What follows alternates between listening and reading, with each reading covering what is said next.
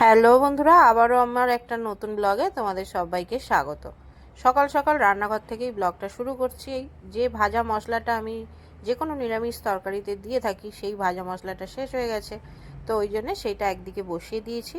আর একটু আলুর দম করবো, কারণ আজকের মন্দিরা পূর্ণিমা, ওরা আসবে, আর ওরা কালকে যেহেতু উপোস করবে, আমিও করব, তো সেই জন্যে নিরামিষ আলুর দম একটু করব, যাতে দুপুরবেলা ওরা মুড়ি দিয়ে খেতে পারে।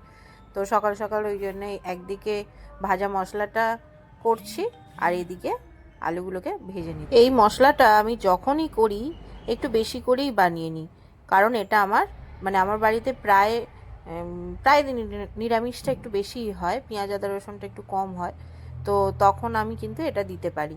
আর যাই হোক, এদিকে দেখো আলুগুলো ভাজা ভাজা হচ্ছে, আর আরেকদিকে আতপ চালের ভাত আর একটুখানি ডাল ছড়িয়ে দেওয়া হচ্ছে, কারণ আমি আজকে ক্লাস ডেমো আছে, মাঠে উঠতে পারবো না, একেবারে খেয়ে নামবো।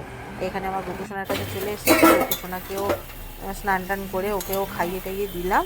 এদিকে দেখো আলুর দম পুরো কষানো হয়ে গেছে, আলুর দমও হয়ে গেছে, আর এদিকে ভাতটাও প্রায় শেষের পথে।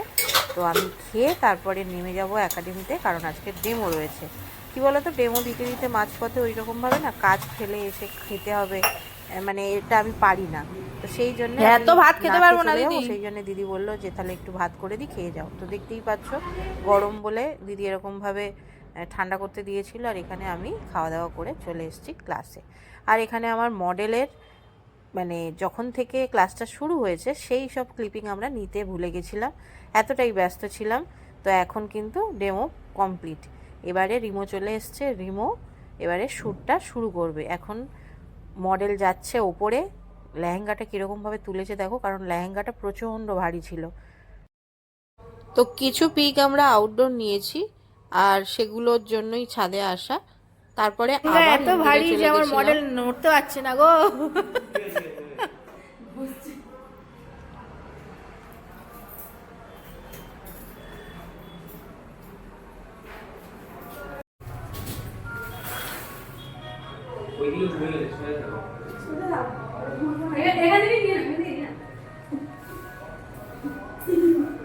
শ্যুটের শেষে ভিডিওর জন্য আমাদের কতবার যে ফুল ছড়াতে হলো সে আর কি বলবো তোমাদের। তবে হ্যাঁ, এখানে আমি একটা ভুল করেছি, আমি 2 কিলো ফুল নিয়ে এসেছি, এইরকম দোপাটি 2 কিলো নিয়ে এসেছি, বাট আমার 1 কিলোরও হাফ মনে হয় লেগেছে, বাদ বাকি সব ফুলগুলো কিন্তু আমার নষ্ট হয়েছে।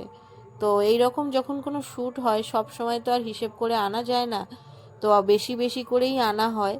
তো একটা শ্যুটের পেছনে কত খরচ প্লাস কত মানুষের পরিশ্রম যে থাকে, সেটা এখন সবাই প্রায় ব্লগ করে, তাই তোমরা জানতে পারো। বাট আগে যখন শুধু ভিডিও পোস্ট হতো, এইরকম ভিডিও বিটিএসগুলো কেউ শেয়ার করতো না, তখন কিন্তু এগুলো সবাই ভাবনার বাইরে ছিল। এখন যদিও অনেকে ভিডিও করে বলে ব্যাপারটা অনেকের এখন জানা, যে হ্যাঁ ভিডিওর জন্য অনেক পরিশ্রম করতে হয়। তো বাইরে আলো দেখতেই পাচ্ছ, অনেকটাই বিকেল গড়িয়ে প্রায় সন্ধ্যের দিকে যাচ্ছে, আমাদের শ্যুট একদমই শেষের পথে। তো চলো আজকের ব্লগটা এখানেই এন্ড করছি। যদি কিছু ভালো লাগে প্লিজ লাইক করো, কমেন্ট করে জানিও কেমন লাগছে আমাদের ব্লগ। আর যারা দেখছো কিন্তু এখনও সাবস্ক্রাইব করোনি, প্লিজ সাবস্ক্রাইব করে নিও। নেক্সট ব্লগে আবার তোমাদের সঙ্গে দেখা হচ্ছে, ততক্ষণ সবাই খুব ভালো থেকো, সুস্থ থেকো, টাটা।